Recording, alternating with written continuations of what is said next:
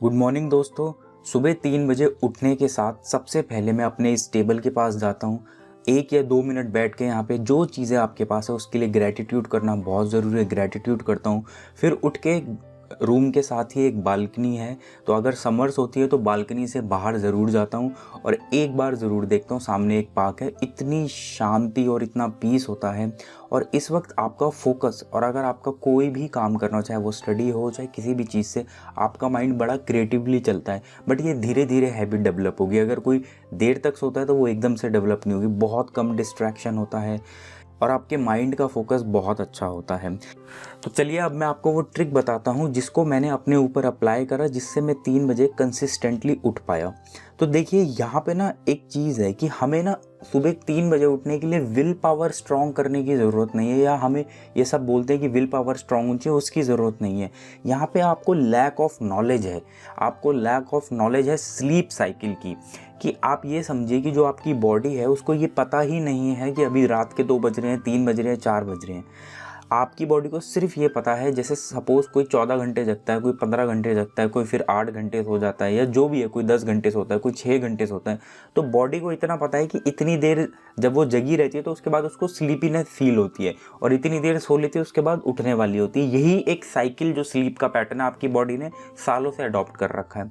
आपको बस बेवकूफ़ बनाना है अपने दिमाग को और अपनी बॉडी को।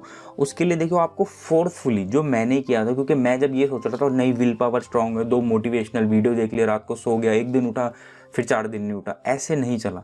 मुझे ये चीज़ तो समझ आ गई थी कि देखिए जब आप प्लेन से आते हैं तो जेट लैग होता है, तब भी आदमी 2-4 दिन में अपने पैटर्न को बदल लेता है, तो फोर्सफुली ही काम करना पड़ेगा। मैंने क्या किया कि मैंने फिक्स कर लिया कि मुझे 3 बजे उठना है, चाहे मैं पढ़ूँ ना पढ़ूँ, उठ के बैठ के मैं कोई मूवी देखूँ, कुछ भी करूँ, बट उठ के बैठना है। चाहे रात के मैं 1 बजे सोऊँ चाहे 12 बजे सोऊँ।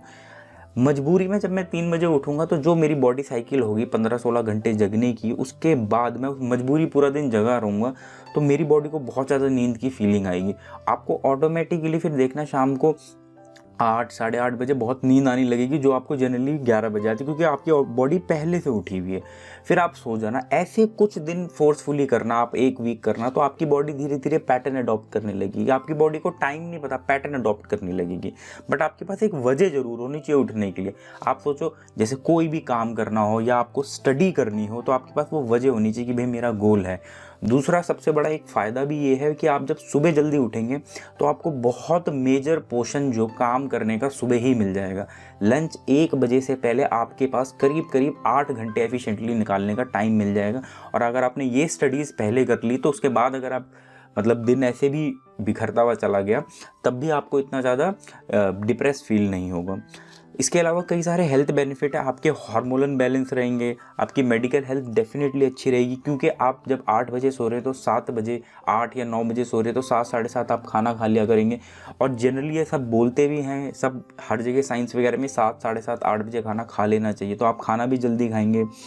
और इस तरीके से धीरे धीरे आपको अपनी बॉडी को ट्रेंड करना है फोर्सफुली, और माइंड को। आप देखना कि आपको डेफिनेटली अगर आप 20 से 22 दिन कर लेंगे तो आपका पैटर्न एकदम से स्विच हो जाएगा। बट आप मोटिवेशनल वीडियो देखते रहेंगे और सोचेंगे उठ जाऊँ मैं, तो एक दिन उठ के दूसरे दिन आप डेफिनेटली नहीं उठ पाएंगे।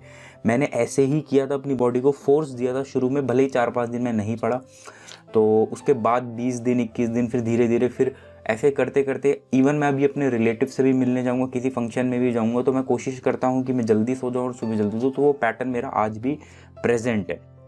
ठीक है, चलिए मिलते हैं नेक्स्ट वीडियो में। बाय बाय, टेक केयर, जय हिंद।